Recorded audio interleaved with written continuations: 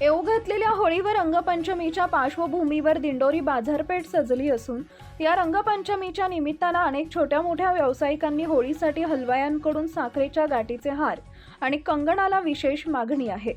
साखरेच्या भावात वाढदिवसाच्या शहरातील मुख्य भागात साखरेचे हार, कंगण, नारळ, बत्तासे याची तयारी 1 महिन्यात अगोदरच करण्यात आली होती।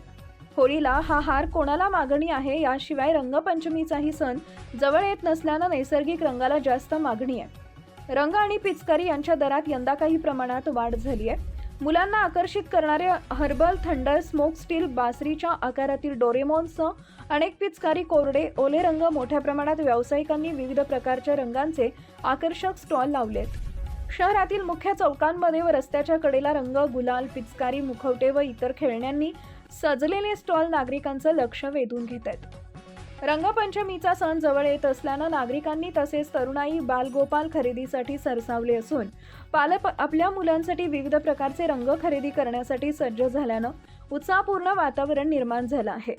याशिवाय रंगपंचमी सण आनंद व सामाजिक प्रतीक मानला जात असल्यानं या भागात समाजात अधिक महत्त्व असते। शहरासह ग्रामीण भागातील हा सण मोठ्या उत्साहात साजरा केला जातो। दिंडोरी वृत्तांत न्यूज कार्यकारी संपादक बापू चव्हाण, दिंडोरी।